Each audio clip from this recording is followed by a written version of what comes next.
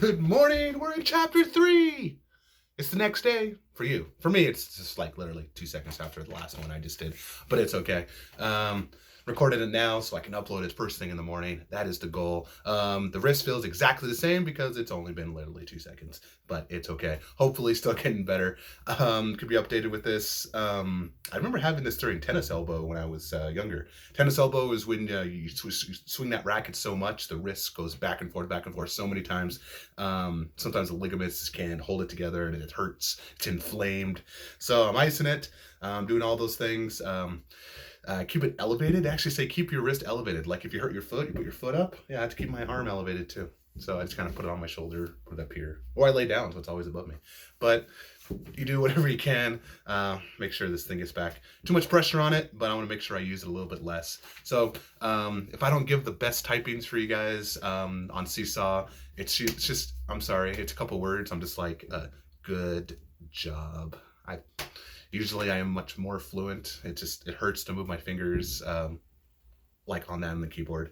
So I'll do better. I promise. But here we are, chapter 3 called Boink Bunk. Okay, Boink Bunk. I want to make a prediction on what's going to happen in this chapter. Remember the end of the last chapter? The recess bell went off. What do we do at recess? I don't know. So make a quick prediction. Hey, I think they're going to do this at recess. Go ahead and make a prediction now. Cat. I think they're going to play Heads Up 7-Up at lunchtime. That's weird. They wouldn't play that at lunch, would they? Yeah. All right. Here we go. Boink, bunk. Boink. I heard the word and felt something hit the back of my head at the same time. I turned. It was Joseph. What was that? I said. This, he said. And he held out a pack of gummy bears. Take one. Nah, I said, because I don't like gummy bears. And then for some strange reason, I heard myself say, okay. And I was reaching out and taking a green one. Thanks.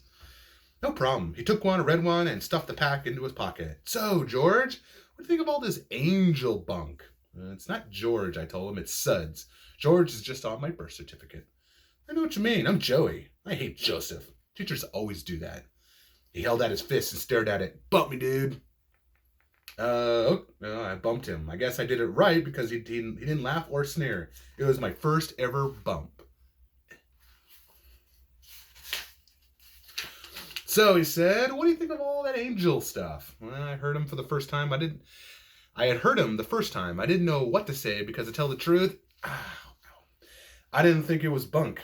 I didn't recognize the word bunk, but it sounded bad. I don't know. Sorry, I'm starting using my left hand a little bit more. Where's it all come from, he said. I recited the chant for him. I stopped at 3rd grade angels. He sneered. He wagged his head dumb.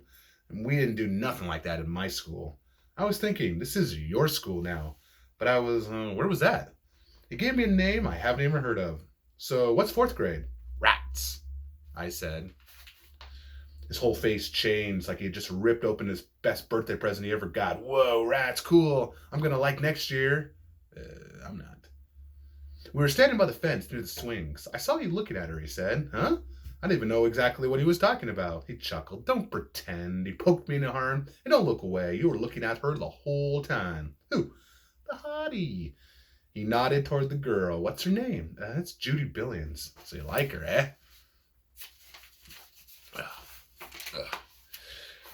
Heck no. He grinned. You were looking at her in class. I thought you were going to mash your nose into the back of your head. I was not. He laughed and poked me again.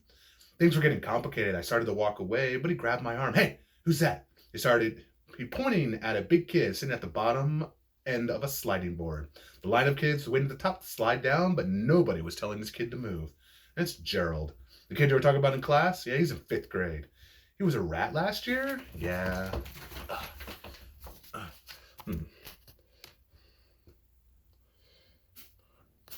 My wrist hurts a little bit more. Maybe too much book turning today.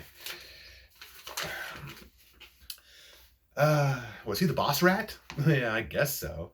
This is Joey. The way Joey was looking at Gerald, I could tell he wanted to be the boss rat someday. Then suddenly he was running across the playground to the sliding board. He pushed his way to the top of the ladder, threw his hands up, and yelled, Geronimo!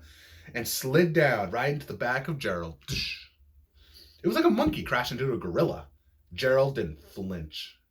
Joey, faster than he could think, hopped with both feet into Gerald's shoulders and pushed off. hit the ground running, and Gerald was screaming bad words at him, but Joey was only laughing. By the time he got back to me, his face was red, his eyes were flashing, he was gasping for breath, and everybody was staring, including Judy. Her swing wasn't moving, and then Joey was walking over to her. He stood in front of her, still gasping, head kind of hunched over. She stared at him, her mouth was open. She turned back to me, her red face was grinning. Her arm came up, and it was pointing at me. He squeezed out words between gasps. He loves you. Judy didn't move, like she didn't hear him. Then her head started turning real slow till it stopped at me. Her face was still the same, boggled, like she was in the front row of a movie. The only thing that moved was Gerald Willis, who was heading for Joey. I went into a coma, and then the school bell rang. Then the school bell was ringing, and the kids were running for the door. Okay, that's the end of chapter 2. Okay, couple questions with this one now at recess. Okay, I want to know I want to know about the character. I want to know about the character Gerald. Okay, who is Gerald in the story? Okay, what significance does he have? Okay, so again, who is Gerald? Okay, and I want to know, what is his new friend? Okay, do to embarrass him, the main character. What is the new friend do to embarrass him, the new character, the main character, at the end of this chapter? What does he do to embarrass him? So you're right, he embarrasses him here like this. Okay, and you're gonna tell me about Gerald.